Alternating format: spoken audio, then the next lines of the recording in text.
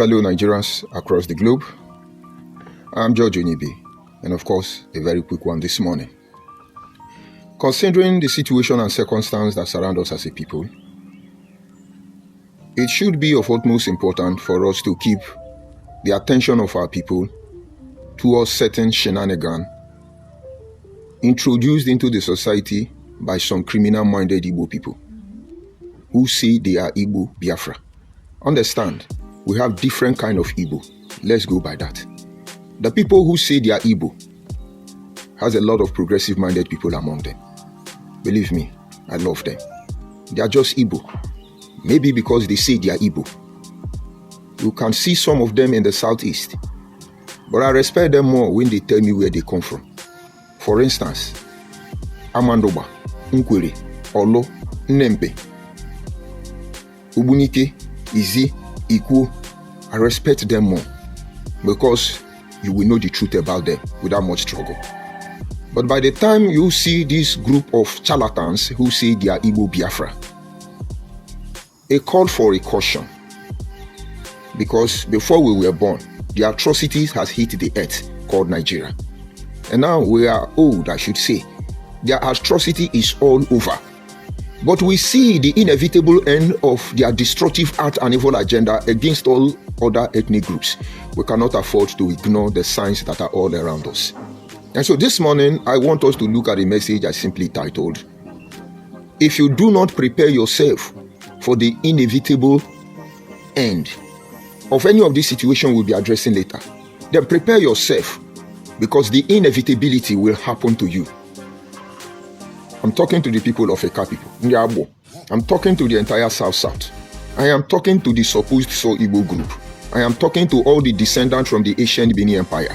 If you fail to prepare yourself for the inevitable end, that inevitability will hit all of us.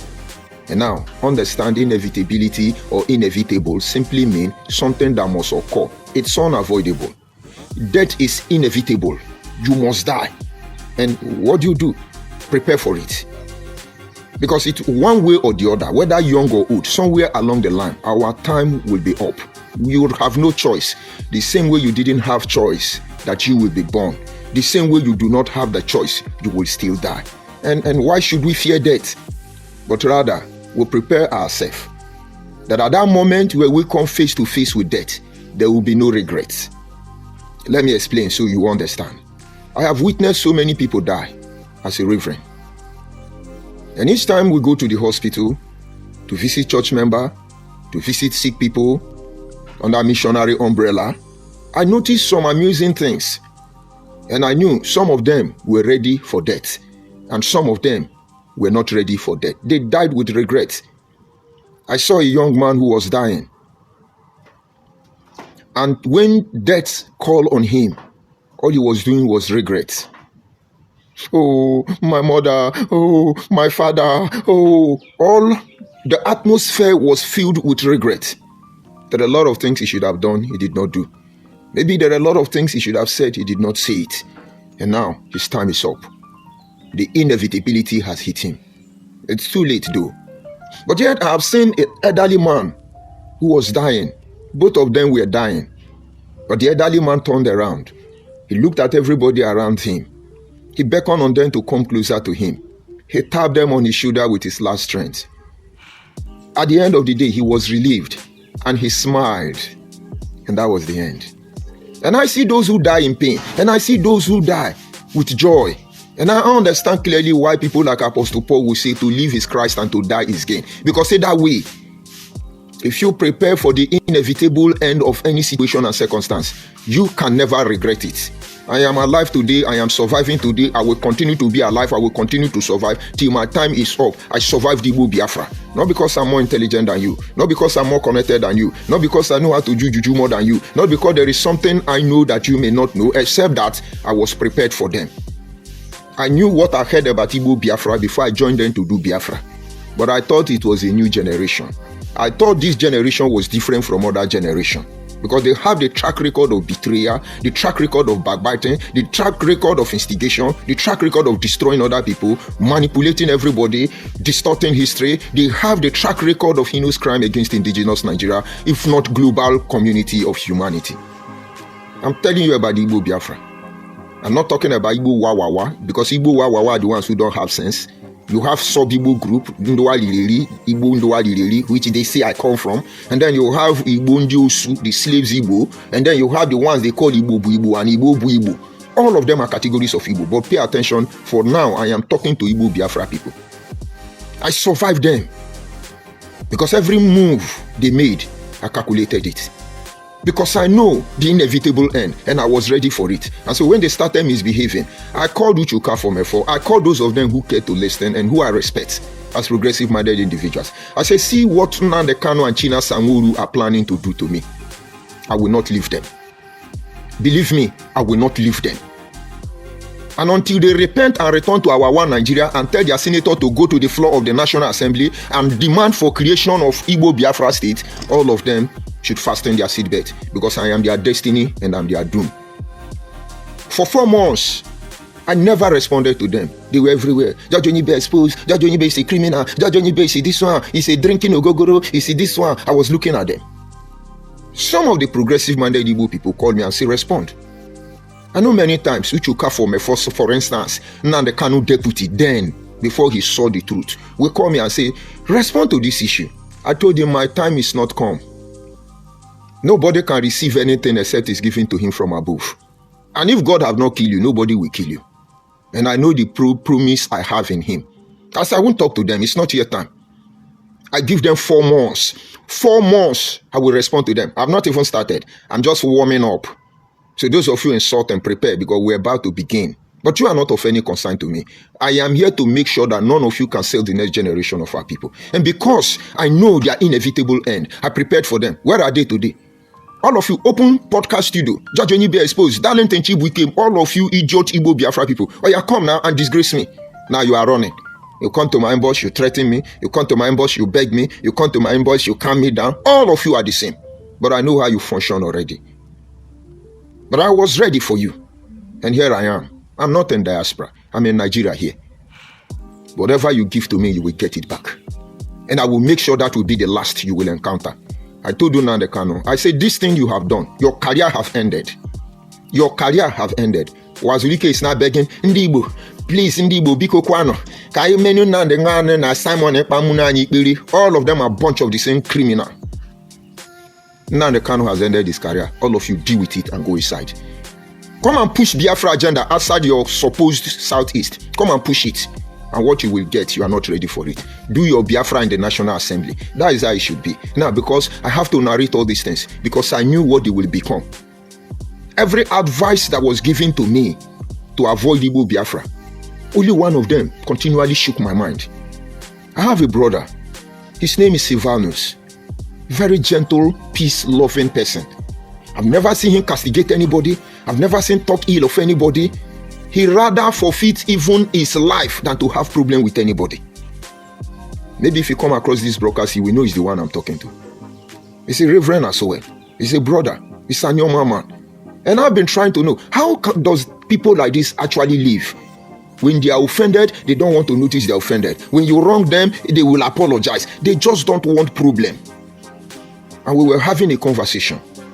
And he said, you see this Igbo Biafra? You see this Igbo Biafra? My brother, be careful with your life, oh.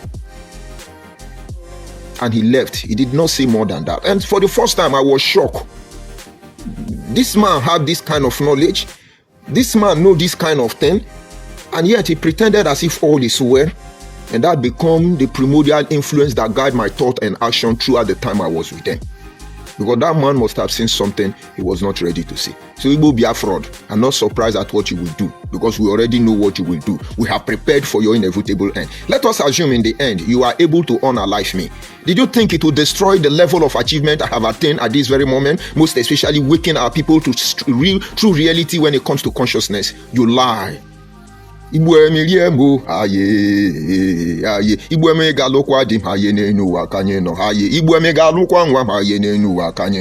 so you lose. nothing for you to gain. The only way out for your miserable situation and circumstance is repent. That is what the gospel is all about. And I create all this scenario, not because I'm a Superman, because I was ready for the inevitable end. And so this is a call, first of all, to the entire Nigerians.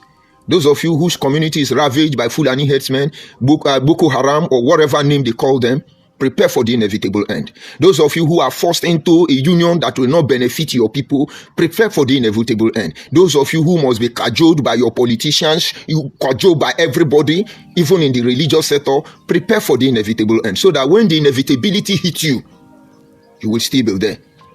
And the Paul admonished Christian. He said the time of shaking will come. Only the unshakable will remain.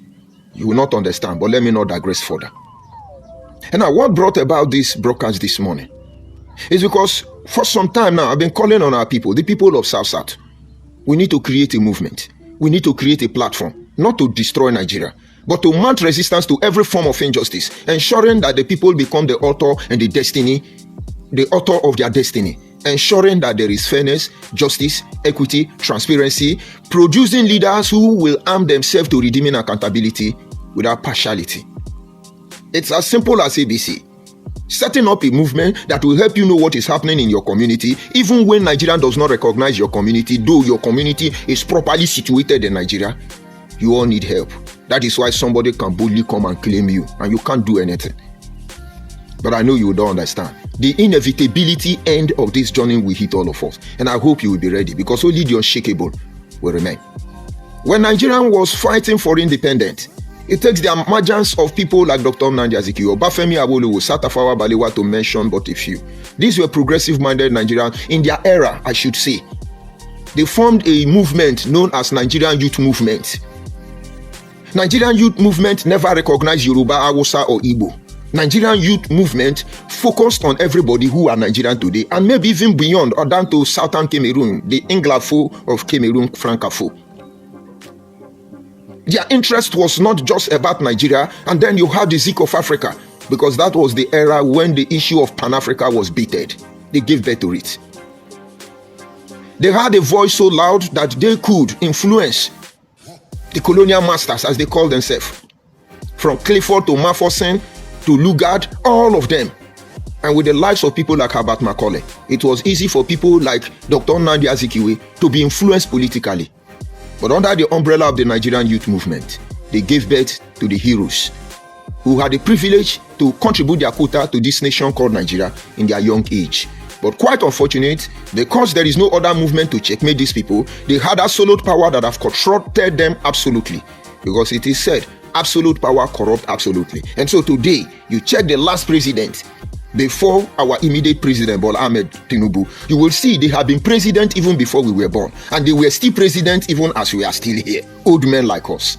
Unfortunate. And now, having said this, most of you feel, it doesn't work, it is not going to move, for two reasons. Number one, you feel you will be defrauded. You have the right to feel so. After all, Onyeru Alenda Odama, once a snake bites you in one bush, it is assumed there is snake everywhere. It's okay, but prepare for the inevitability. And some of you will listen to Igbo people. They will soon come and tell you, he want to reach money. He's hungry. You know, see my bone? I'm hungry. I'm going to eat your money. And so you are perceiving. It's okay. You have to be cautious. Because I will if I were to be myself. And some of you, you're waiting. When the food is done, you will not surface. We know. It's normal. You are calculative. Okay. And some of you is waiting. When it happens, we begin to run for safety. That is when you show yourself. I hope you will be there that time. And so you have numerous reasons why you have to look down at it. But I say get ready for the inevitability. And now, why am I saying all these things? Lately, the issue of Davido, you all know Davido, is trending by Igbo Biafra. I read one yesterday and I was like, when will these people learn? And they say, Davido has said that why he is successful is because his mother told him to near Igbo people, so that you will not depend on your father money and you will make your own money. And I say, wow. And you know, this is average Igbo man. This is how you can deceive them. They are deceiving themselves now. He said many of you will deceive people in the end, but you will by yourself deceive yourself. And so is every Igbo person fulfilled? Because I was in Abia 4 days ago or 5 days ago. Early morning, I was leaving Abia. I saw many young people in Osisioma flyover, many small Igbo boys sleeping under the bridge. Yes, they can be millionaires tomorrow. But who is the idiot who gave birth to those children lying under the flyover, Osisioma? Dr. Alex Oti, please send people to go to Osisioma flyover. You will see about 30% of Igbo children in Abia State, Osisioma, are sleeping on that flyover. I know if we carry out this forensic investigation, you will still see there are more desperate places like Opiweka, around Ochanja Market, Obogo, and the rest of them, where you have Igbo children sleeping on that flyover. They know nothing about culture. They had no idea of ethic behavior. And it's amazing. They are not ashamed. It's like when you hear America, oh, America, but you will not know that America have more homeless people than the whole Africa. You people be deceiving yourself.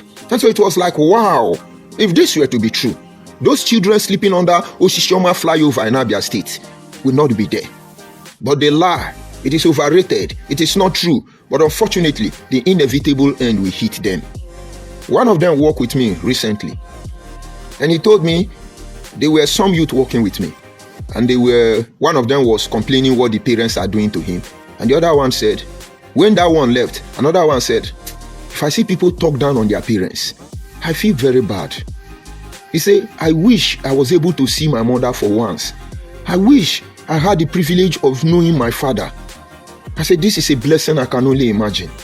And I said, where's your mother and your father? He said he does not know any of them, that he grew up with a grandmother. And so maybe one lady gave birth to him, who is Igbo person, and they abandoned him with their grandmother and disappeared. And the boy should be around 19 to 21 years. But it happens in every community though. But if it's still happening in your community, something is wrong with your people. And the boy ended by saying that since the grandmother died, she lived from one uncompleted building to another. That is why you see us in uncompleted building. God will punish all of you who are there planning evil for other people. God will not spare you people. Now let me continue. Why am I bringing it up? Go to Abo, go to Rugodo. It's true we don't have flyover in Abo, but at least we have marketplace. It will be impossible to see Abo person sleeping in the street of Abo. Impossible. Because when another person sees you, you will hear Anwam, Kile meben. Enwe mebuma around here. Ebi no bia. Wonya Abo mbano. Osolobu asusu. Mbano, sonim, yamani de boy. When an Abo person see another Abo person in Abo town sleeping in the marketplace, what I just explained is that the first thing they will do, they will ask you, my child, what are you doing here? You say, I'm sleeping because I don't have a home. You say, you don't mean it. Don't you have parents? And you say, no, I don't have parents. The next thing is, do you have relatives? He say yes, but they are far. Once you say you have relatives, that means they can affirm you are Abo person, and they are going to take you in first of all. They are going to attend to you first of all, and when they are done, they will go and look for your relatives. If your relatives abandon you, they will adopt you. But we are poor people. We are not educated. We are not the richest tribe. We are not the most intelligent. And you want me to trade this value for your fake drug? You want me to trade this principle for your ritual money? God forbid. Where I come from, we use money. Money don't use us. If you don't prepare for the inevitable end, the inevitability will hit you unprepared. It's your choice. I'm coming. Having talked about the video issue, this is where the camel's back is broken. Lately, Igbo Biafra were celebrated. Ikwere said I know Igbo. Ikwere said I know Igbo. Now Ikwere man is the leader of Ohaneze Igbo. All of you who are trying to distort history for political reasons, all of you will disgrace yourself one by one. And all of you, one by one, you will disgrace yourself. And if we are lying because we hate you, if we are doing what we are doing because we want to revenge, let God disgrace us. But if we are trying to avoid the problem, the calamity, the things we have seen coming to us, that is what propels us, that is what fuels us, that is what makes us determined. I am your destiny and I'm your doom. Mark my word very well. And we all know that Ikwere is not Igbo, except under special agreement. Because Ikwere don't trust Igbo, and Igbo don't love Ikwere. Listen to what I said very well. Ikwere don't trust Igbo. I don't care the type of Igbo that you are. Ikwere don't trust you. And that should call for a question. And Anyoma don't trust you. I don't care the type of Anyoma you are. And that is a question Igbo people should ask. I don't care the group you belong to. But on the other hand, Ikwere, Igbo don't love Ikwere. Igbo don't love Ikwere. Most especially, they will begin to remind you of abandoned property. And Igbo, on the other hand, are not comfortable with Anyoma. I will not say they hate us. They are not comfortable with us. Because they say they deny they are not Igbo because of the war. But we know the game. Let's leave it at that. And then one will begin to wonder, how can Senator Mbata, well-enlightened and educated individual, come out and accept to be leader of Ohanaeze Ndigbo? He's also when I like with it so that he can become politically relevant. But what is he actually looking for? He comes from a lineage of wealthy people. I would have said he's hungry like me. And so what is actually preparing? Is it power? You people will see the power, and the wisdom behind power will elude all of you. And at the same era, you see my own brother, Senator Ned, came out and began to fight for Anyoma State. You people are not reasoning it. Our own senator, who knows culture and tradition of our people, who is supposed to rally around the monarchs, other politicians even from the opposition party, because this is indigenous affair, and say, please, let me use my position today. Let us pull this shot. This Anyoma we have been looking for, let it be actualized. A lot of people would have fallen behind him. But he was cornered by Igbo Biafra people. I know people who visited him when he made that comment. And then he stood on the floor of the National Assembly and said, oh, Almighty Nigeria, please we beg you in the name of Ndigbo Biafra, give Ndigbo Biafra Anyoma State, carve our village and give to Ndigbo, please, so that there will be fairness and equity, so that there will be justice and transparency. These are intellectual, dishonest people. It's not asking why did they squash Midwestern region? Constitutionally created by plebiscite. Why did they destroy it and turn us to minority, Edo and Delta, and then conjure us into Southeast? Why did they destroy it? Oh, we have moved on. Then allow Nigerians to move on. But all of you, one by one, you will retrace your step. And we are waiting here to welcome you when you get your sense back. And then comes people like Rotimi Amechi, ex-governor of Rivers State. In many instances, he started showing that he's Igbo. And on the other hand, current minister of FCT, Federal Capital Territory, Yesu Wike, bluntly, sincerely tells you it's not Igbo man, it's Ikwere man. These are divided opinion. Igbo Biafra praise Rotimi Amechi. Oh, is he real Igbo man? Oh, is he real Igbo man? You go and vote for him now, let him become governor. I'm sure Rotimi Amechi is almost politically irrelevant as we speak. Maybe it's dawning on him. So if you are doing anything because they make their mouth on radio, on social media, I think you will talk rubbish and get to Aso Rock and get to the corridor of power, you will live a miserable life. Atiku is not going anywhere. As I continue to think Igbo Biafra will give the one to take him to Aso Rock, he's going to do that for a very long time. Where are all of you?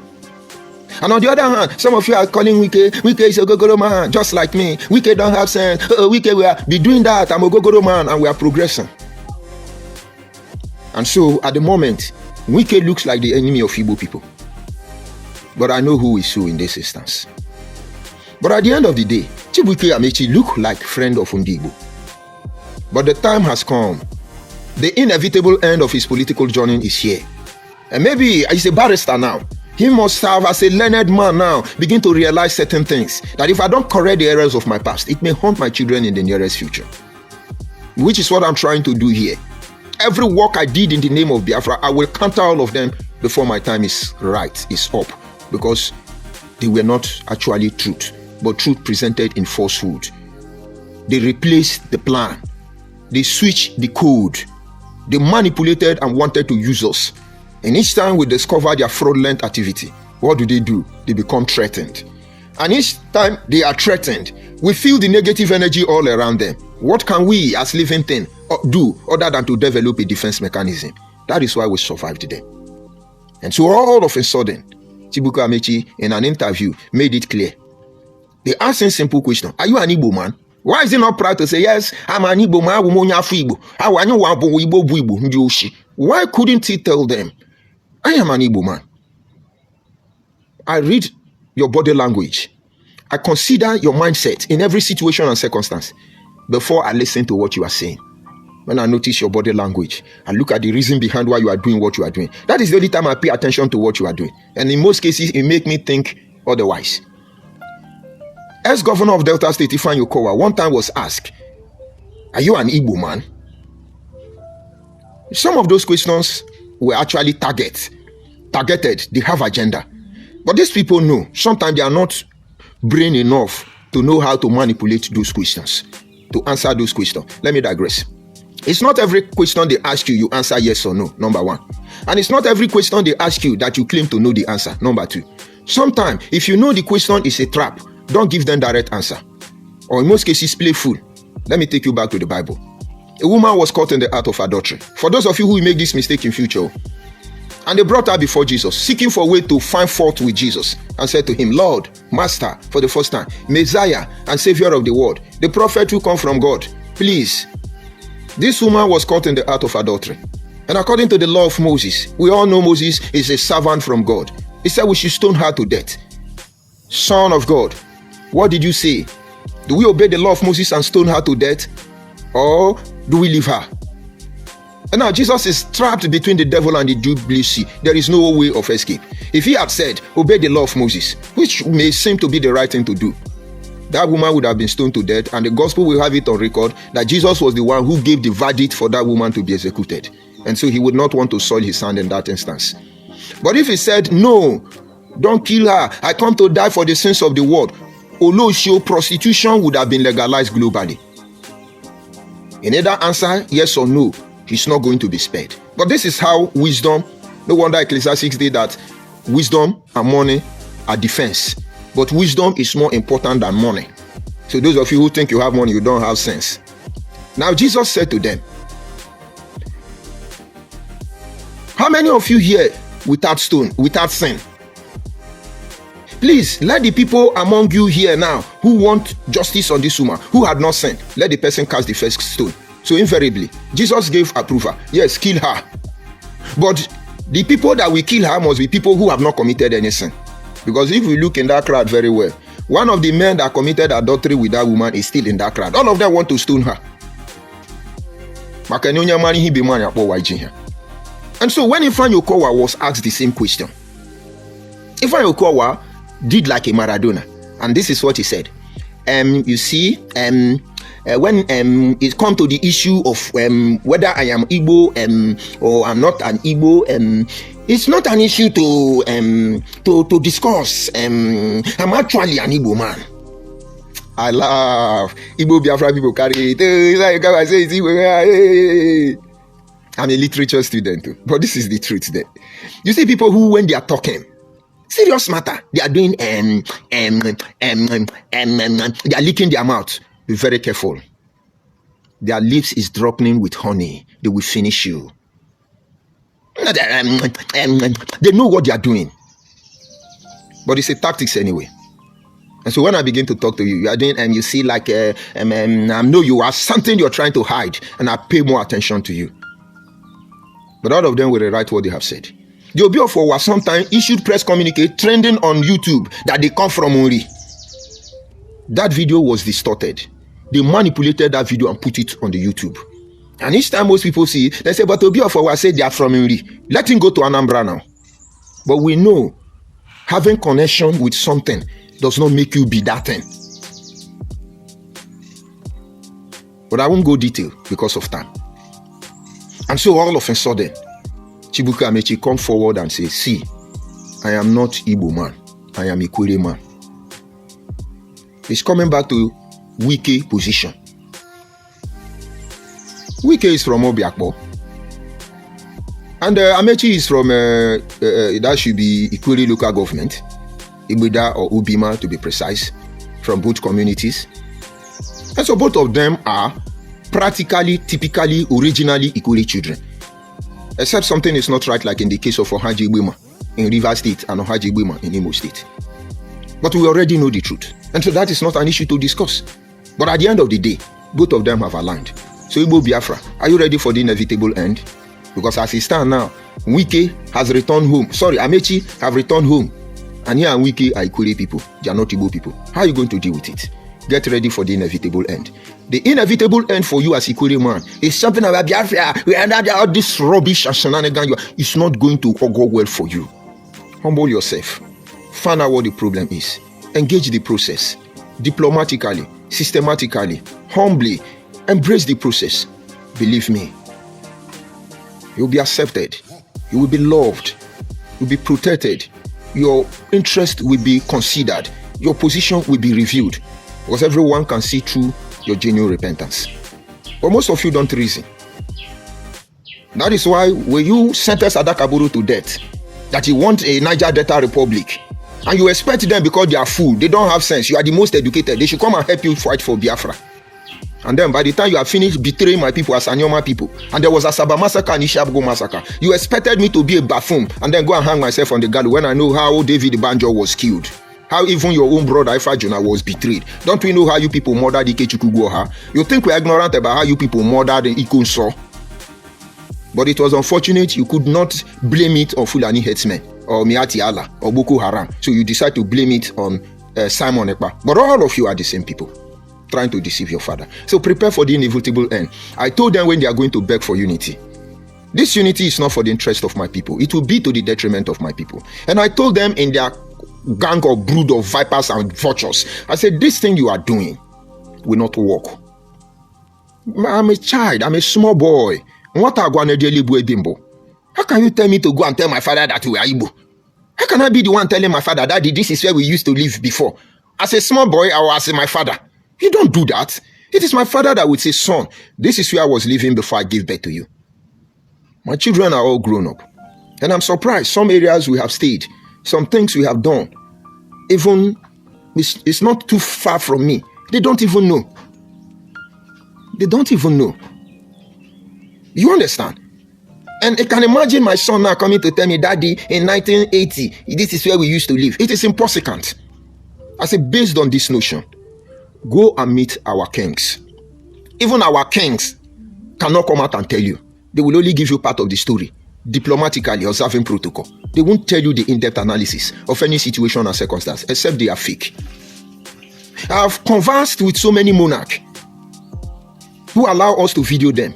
And after every interaction or conversation, they will say, this one I won't tell you, come out and move. See. They will lead you into in-depth secrets. And then you shall know the truth, and the truth will set you free. So I'm not an ignorant man, neither am I naive. I plead with them. I say, if unity is what you look for, go to our monarch. But be rest assured, our monarch can only give you access to what you are looking for. But they don't have the final say. Because we have the seeker, we have the custodians, we have the pathfinders, we have the watchmen, and we have the ungifted.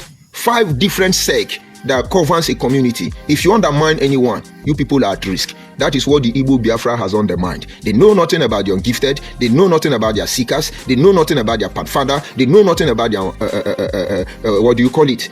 Custodians. And of course, Igbo Nweze, who talks about authority. I said, when the king gives you approval, they will bring in the custodians. It is the custodians now that will tell you, this is how it is. This is how it is. Some atrocity committed against each other as supposed sub-Igbo group. Some were to be paid by blood, and that blood was not paid. Let me lead you into in-depth analysis a little bit. If you look at things fall apart, you will discover that things fall apart in the case of Ikemefuna was supposed to be sacrificed to make peace between the two communities. And Ikemefuna must be sacrificed. Imagine if Ikemefuna was not sacrificed. The enmity between the two communities would have transformed to war. Because the people of Abuano would have fought the people of Ikemefuna until they destroy all of them. And so, one person must go down. And when it comes to the Declaration of Independence of America, it is stated there that you should arm yourself with this notion that year in, year out, day in, day out, the tree of liberty will be refreshed with the blood of the guilt and the innocent people. And so when it comes to refreshing the tree of liberty, it's not necessary whether the blood is guilty or whether the blood is innocent. It requires blood, it requires blood. So some of the disagreement with us can only be settled by blood. And that is why the Bible is supreme. It says, for there is no other sacrifice needed except that which he paid for on the Calvary. This is not a church service, sir, but I'm trying to make you see some things. There is a family, I don't want to call his name. He's a big time politician in Abia State. He has a house in Aruchukwu. He has a house in Ishialangwa. A very big politician. But he is from Aruchukwu. His family in Aruchukwu, they don't interact with him. Because his father was owing the community in those days. I don't want to give you in-depth analysis. So the community till tomorrow still insist. If the children don't pay the debt of their father, if I tell you this debt, you will marvel. They cannot be incorporated or accepted into the Arochukwu family. And they have to move to maternal home. And most people think they are from maternal home. No, they are not from maternal home. Let's leave it at that. So it is our custodians that will tell you, this is what happened. Oh, that thing may not even be serious thing now. And then they make peace, they make resolution, they make amends, and they repent. Nobody will need to be on social media. Our children telling us, Papa, you are Igbo. Papa must be Igbo. Oh, Papa, our children, no. Our children. As I dey talk now, some of una think say and a small boy now they talk. If I tell you say now the Kano no senior me, you go believe, but now your savior. If now the Kano try senior me, no these 3 years. And some of you, when you talk to me, I'll be looking at you. Because I dey hungry, I can't be like I be 17 years. I thorough everywhere. And now all these things having been said, I know something was going to come. They recruited small boys. Some move into obedient movement, the same people, Igbo Biafra. Some move into Igbo unification, the same people, the same Biafra. Some turn to unknown gunmen, impersonating Fulani herdsmen, Miati, Boko Haram, all the terrorist group. Different division. And so we know the end of the agenda. And we got ready for them. Some Fulani herdsmen in Abraka recently come to display their shenanigan. Their body don't tell them. All of them by now, we collect their 27 virgin. If it's Allah that send them, go and ask the police DPO in Abraka. Not up to 3 or 4 days ago, if I'm not mistaken. Go. Let another group come. Because you people think human being is good. That is the inevitable end. And then since some governors in the southeast decide to stand up against this ritual killing going on in the southeast, are we not seeing hotel that they do human pass body selling? Are we not seeing camp belonging to unknown government of IPOB and the Canada you people are denying, trying to change narratives? Every day now we are seeing hotels and private homes where they abattoir for human being, where they kill human being and sell pass by pass. Is that what you want to do in our place? That is the inevitable end. If we allow you into our society, you will rubbish our value system. You will destroy our moral. And eventually we will not exist anymore. And so those of you in the South must understand, you are just a bulletproof for this Igbo Biafra. If you want to be the collateral damage, then ignore the inevitable end until the inevitability will hit you. If you are a normal person and you feel you are a query person, you feel you are sub-Igbo group, okay man, ndi Igbo amaka, ndi Igbo bonso, waji ego, wabodogu, ndi ushi. Prepare for the inevitable end because it's going to cause with a very cost price to be to the detriment of your own people. All of your next generation will cry like David Banjo. All of your next generation will cry like Achuse. All of them will cry like Ifajuna. All of them will cry like Asikopabe. All of them will cry like every other man, Chukuma and Zogo, every other man. Cry like as I'm crying, honestly. Forever trusting to align with these people. It's not hatred that drives us. It is trying to put an end. Enough is enough. Ozemezina.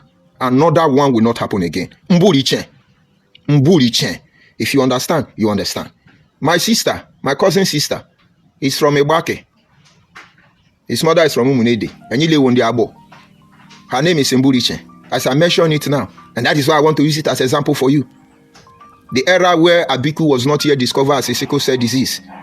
The mother, my auntie, keep having children. All of them will die. All of them will die. They keep returning. And then Oracle said that it's the same person returning several times. They call them Abiku or Banji.